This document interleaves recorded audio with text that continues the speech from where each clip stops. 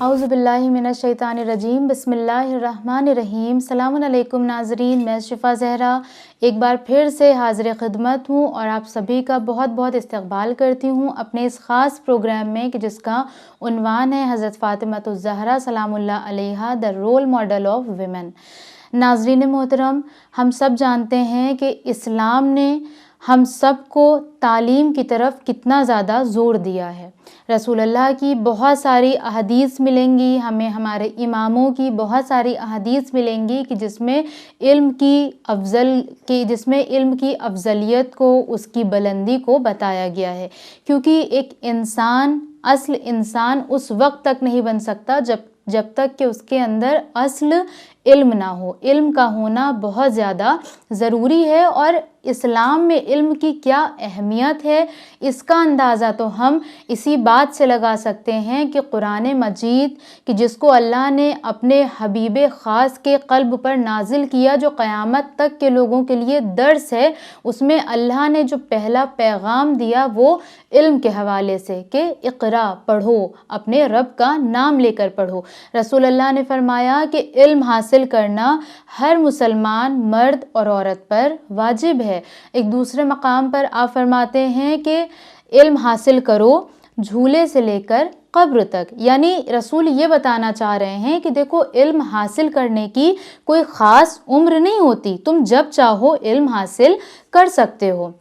اس کے علاوہ ہمیں امام علی علیہ السلام کے بارے میں ملتا ہے کہ رسول اللہ نے کیا فرمایا کہ انا مدینۃ العلم، یعنی رسول نے خود کو علم کا شہر کہا۔ اپنا جو تعارف رسول کروا رہے ہیں وہ علم کے ذریعے کروا رہے ہیں کہ انا مدینۃ العلم و علی بابھا، کہ میں شہر علم ہوں اور علی اس شہر کا دروازہ ہیں۔ ایک دوسرے مقام پر رسول اللہ فرماتے ہیں کہ جب بھی کوئی شخص علم دین حاصل کرنے کے لیے اپنے گھر سے نکلتا ہے تو ملائکہ اپنے پروں کو اس کے قدموں کے نیچے بچھا دیتے ہیں۔ ناظرین محترم، رسول اللہ نے اتنی زیادہ علم کی تاکید کی تو ظاہر ہے رسول اللہ کی وہ بیٹی کہ جو ہر ایک مرحلے میں آگے سے آگے رہی، شانہ بشانہ رہی، وہ علم کے معاملے میں کیسے پیچھے رہ سکتی تھی؟ جناب، آپ اسی بات سے اندازہ لگا سکتے ہیں کہ جس کی بیٹی عالمہ غیر معلمہ کہلائے، جس کی بیٹی ایسا لقب پائے کہ ایسی عالمہ کہ جس کو کسی معلمہ کی ضرورت ہی نہ پڑی ہو، یعنی عالمہ غیر معلمہ، تو خود اس کی ماں کا کیا عالم ہوگا، ہم اس بات سے ہی اندازہ لگا سکتے ہیں۔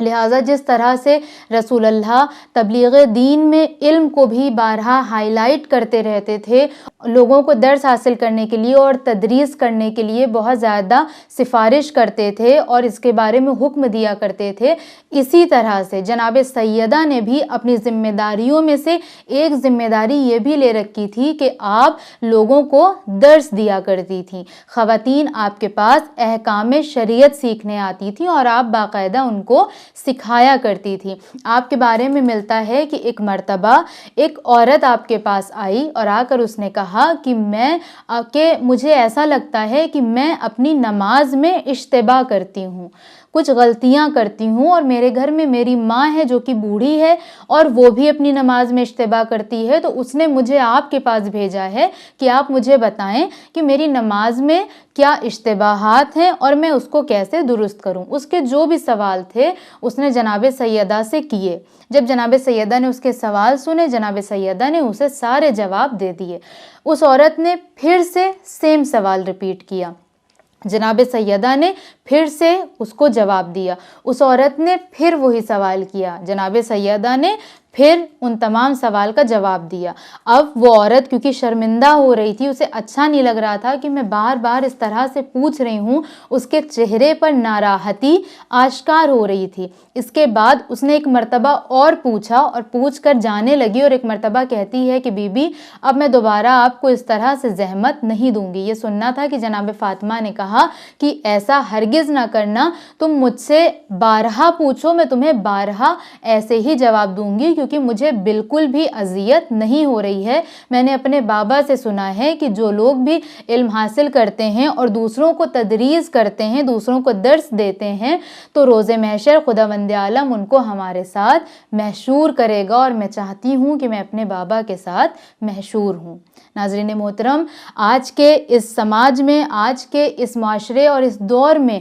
ہمیں علم کی بہت زیادہ ضرورت ہے۔ ہمیں اپنے بچوں کو علم سکھانے کی بہت ضرورت ہے، اور نہ صرف یہ کہ ہم دنیاوی علم سکھائیں اور نہ صرف یہ کہ ہم دینی علم سکھائیں، بلکہ دینی دنیاوی دونوں علم ہمیں اپنے بچوں کو سکھانا چاہیے۔ کیونکہ اگر ہم اپنے بچوں کو صرف قرآن و حدیث و سنت کی تعلیم دے دیں گے اور اس کے علاوہ دنیا سے اسے آشنا نہیں کریں گے تو اس بچے کی زندگی سخت ہو جائے گی، وہ اس زندگی کو صحیح سے گزار نہیں سکے گا۔ یا ہم اپنے بچے کو صرف اور صرف دنیاوی لائف اسٹائل سکھا دیں گے، دین سے آشنا نہیں کریں گے بالکل بھی، تو وہ گناہ کی طرف چلا جائے گا اور اس فانی دنیا میں اتنا مشغول ہو جائے گا کہ پھر اسے کبھی بھی اپنے رب کے لیے وقت نہیں ملے گا۔ لہٰذا آج کے زمانے میں اس بات کی خاص ضرورت ہے کہ دینی دنیاوی دونوں امور سے، دونوں تعلیم سے بچوں کو آشنا کروایا جائے۔ اور یہاں پر ایک بات جو میں کہنا چاہوں گی وہ یہ کہ جیسا کہ اس واقعے میں ہمیں ملتا ہے کہ جناب سیدہ نے فرمایا کہ میں نے اپنے بابا سے سنا ہے کہ جو عالم درس دیتا ہے اسے میرے ساتھ محشور کیا جائے گا، اور میں بھی چاہتی ہوں کہ میں اپنے بابا کے ساتھ محشور کی جاؤں۔ آپ دیکھیں کہ جناب فاطمہ زہرا کو اپنے بابا سے کتنی محبت تھی۔ تاریخ بتاتی ہے کہ جب رسول اللہ نے اپنے رحلت کے بارے میں جناب فاطمہ زہرا سے فرمایا کہ اس طرح سے میں دنیا سے کوچ کرنے والا ہوں، تو جناب سیدہ بہت گریہ کرنے لگی اور بہت ناراحت ہوئی۔ لیکن رسول اللہ نے آپ کے کان میں کچھ کہا تو آپ مسکرانے لگیں۔ جب پوچھنے والے نے پوچھا تو آپ نے فرمایا کہ میرے بابا نے مجھ سے کہا ہے کہ میں سب سے پہلے اپنے بابا سے ملاقات کروں گی۔ آپ دیکھیں کہ اس بیٹی کو اپنے باپ سے کتنی محبت تھی، مگر لیکن اللہ کی لعنت ہو ان ظالموں پر کہ جنہوں نے جناب فاطمہ کو رسول اللہ کے پاس دفن تک نہ ہونے دیا، اور جب جناب فاطمہ زندہ تھیں تب بھی آپ کو بہت اذیتیں دیں، اور آج جب آپ اس دنیا میں نہیں ہیں تو بھی آپ کو مسلسل اذیت دی جا رہی ہے۔ آپ جنت البقیع کا حال دیکھیں کہ لوگ کس طرح سے اپنے گھر میں چین سکون سے سو رہے ہیں، طرح طرح کی عمارتیں تعمیر کرائی جا رہی ہیں، لیکن جنت البقیع کے بارے میں سوچنا تو دور کوئی بات تک نہیں کرتا ہے۔ خداوند عالم سے دعا ہے کہ ہمارے امام زمانہ کا جلد از جلد ظہور ہو، تاکہ یوسف زہرا آ کر جناب فاطمۃ الزہرا کی اس قبر کو تعمیر کروا سکے۔ والسلام علیکم ورحمۃ اللہ وبرکاتہ۔